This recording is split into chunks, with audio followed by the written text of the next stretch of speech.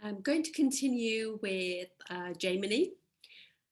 Some of what I'm sharing with you today is not just Jaimini, it's also written in Chara as well. But we've done so many things to do with Jaimini astrology, but I just thought we just add today what is called Arudha Lagna and also the Padas as well. So basically, Pada means foot. I'm going to call it root for me because it kind of it helped me actually learn it. So basically, every one of the 12 houses of zodiac has a pada or a root or a connection to that house. And the way we find it is we get the house, find out who rules that house, and then where the ruler of that house is in relation to that house. Say, for example, if you're Taurus ascendant and Gemini is your second house, you want to know where Mercury has gone because Mercury rules Gemini and how many houses it's traveled from Gemini. So if you find that Mercury has gone to Leo, for example, so Leo would be Gemini, Cancer, Leo. It's 3 houses away from Gemini. Remember, we always include the first house as well, the actual original house. And so if Mercury is sitting in Leo, 3 houses away from Gemini, we then count 3 houses from Leo to find the root or the pada for the second house. So that will be Leo, Virgo, Libra. So Libra will become the pada for the second house for this Taurus ascendant. And that's how you do the whole thing. There are just 2 exceptions though, however. So if a planet is in its own house, so it hasn't traveled anywhere, it's just there, the pada will, or actually 7 houses from it, then what we'll do, the actual pada for that house automatically becomes 10th house from it. And the other exception is if a planet, a house lord of that planet is 4 or 10 houses away from that house, and then so automatically 4th houses from it becomes its pada. And what I've done, I actually did a prashna for the moment, so we can do an example of this. And you can actually see perfectly well all of the padas, and these 2 exceptions just happen to be in there as well. Just want to actually say that the pada for the first house is also called Arudha Lagna. Arudha Lagna, or you'll see it in softwares, it'll be AL, will be the pada for the first house, which actually represents the mirror image of you. It just means mirror, really. So the image of you and how people perceive you. So I guess in today's world would be like your social media image, if you like. So I'm going to share this chart with you now.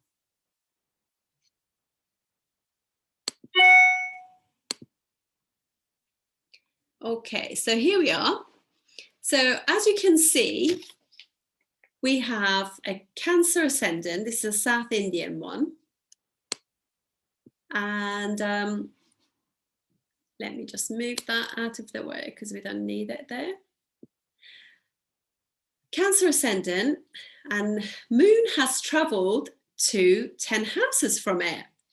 So what we said, the exception was that if a planet moves 10 houses or 4 houses from itself, it will automatically go to 4th houses from it. So this moon is like 1, 2, 3, 4, 5, 6, 7, 8, 9, 10. Therefore, automatically goes to 4th house. 1, 2, 3, 4.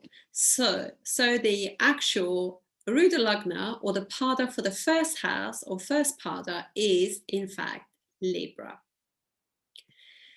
Second house is Leo, is ruled by the sun, and it has traveled from the second house. Sun has gone 1, 2, 3, 4, 5, 6, 7, 8, 9. 9 houses away. So we are now going to count 9 houses from there to find the Pada for the second house. So we'll count 1, 2, 3, 4, 5, 6, 7, 8, 9. So Sagittarius is the Pada for the second house. Now let's do third house. Third house is Virgo, ruled by Mercury, and Mercury has gone 9 houses away. So 1, 2, 3, 4, 5, 6, 7, 8, 9. So we now need to count 9 houses away. 1, 2, 3, 4, 5, 6, 7, 8, 9. So here we are. Third Pada is in Capricorn. And then fourth house. So fourth house is ruled by Venus. It's Libra. And now we're going to find the Pada for the fourth house. So Venus has gone 1, 2, 3, 4, 5, 6, 7, 8. 8 houses. So we count 8 again. 1, 2, 3, 4, 5, 6, 7, 8. So there we are. 8 Pada for the 8th house is actually in Sagittarius. Fifth house. So we have for the fifth house, we have, we're just going to collapse this.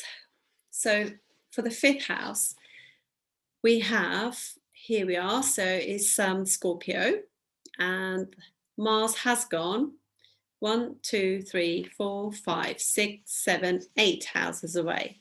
So therefore, the Pada for the fifth house will be 8 houses from here. So 1, 2, 3, 4, 5, 6, 7, 8.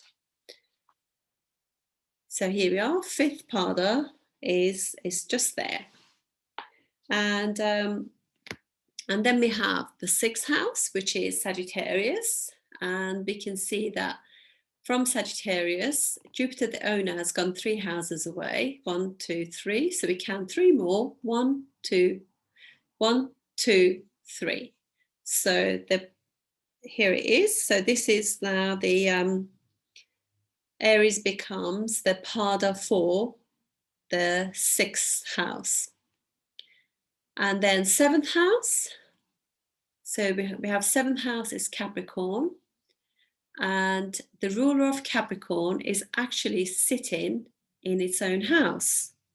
So we learned that if a planet is sitting in its own house, what will happen is that planet's actual Pada then becomes 10 houses away. So Saturn, from Saturn, we count 10 houses. 1, 2, 3, 4, 5, 6, 7, 8, 9, 10. So therefore, the 7th house Pada will be Libra. And then we're going to go into the 8th house. 8th house is Aquarius. The ruler has gone 12 houses, obviously, because it's the house behind. But we can count it from Aquarius to just make sure. 1, 2, 3, 4, 5, 6, 7, 8, 9, 10, 11, 12. So therefore, the Pada for the 8th house is 1 from Saturn, we count. So 1, 2, 3, 4, 5, 6, 7, 8, 9, 10, 11, 12. So it becomes Sagittarius. Now in the 9th house is Pisces. The planet ruling Pisces is Sagittarius, Jupiter. Jupiter has gone into Aquarius, 12 houses before it. So we don't need to do this really. We know that if we go to the house before it, it's the 12th house from that. So the Pada for the 9th house will become Capricorn, which will be Pada for the 9th house.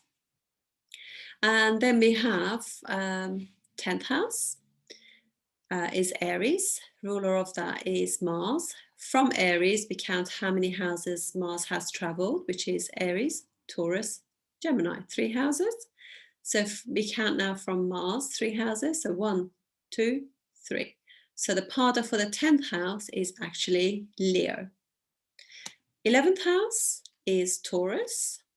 And the planet rules that is actually Venus. Oh, this is such a good good one for actually practicing this. So we said whenever a planet is sitting in its own house or 7th from it, then therefore the pada automatically becomes 10 houses from it. So from Taurus, we count 1, 2, 3, 4, 5, 6, 7, 8, 9, 10, and 1, 2, 10 houses from it. Yeah, so there we go. Aquarius becomes a pada for their 11th house. I don't know what I was thinking now. I kept counting.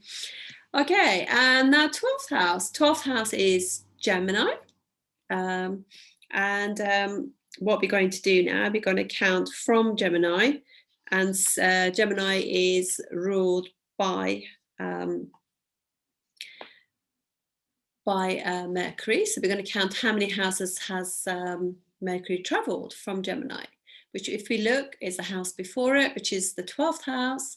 So what we do is we count 12 houses from Taurus, which actually will be Aries. So actually Aries becomes the pada for the 12th house. This is also called the Upapada, and it's very, very important house, 12th house, generally speaking, for marriage and relationships. But by the simple factor that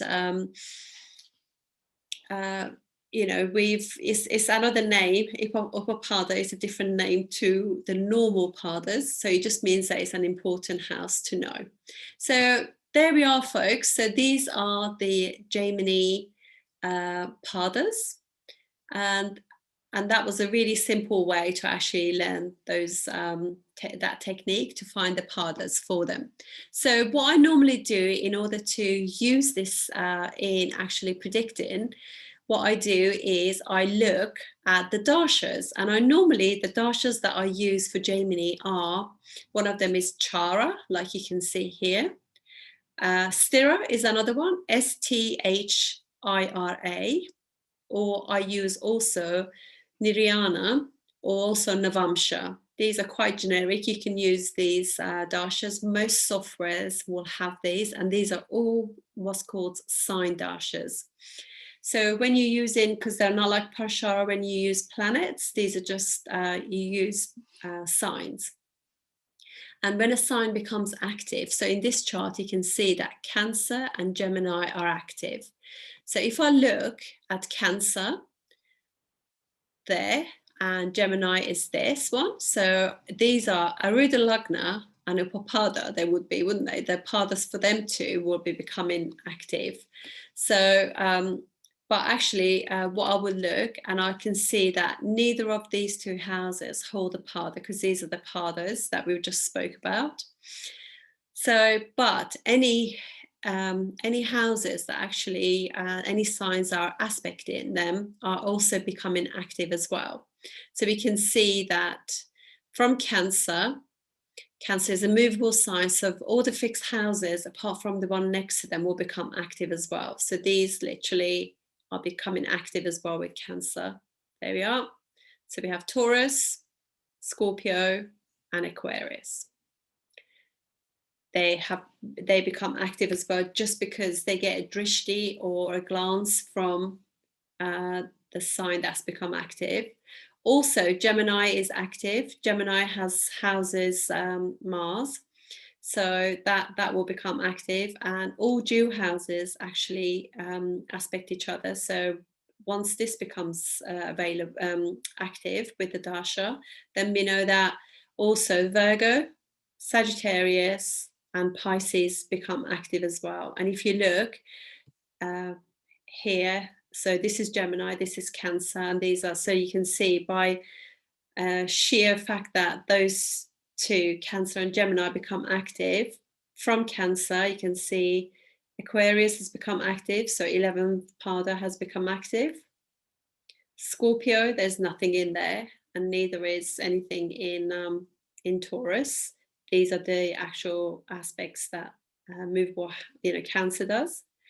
And then from Gemini, then you have Gemini will be aspecting Virgo, Sagittarius, and Pisces.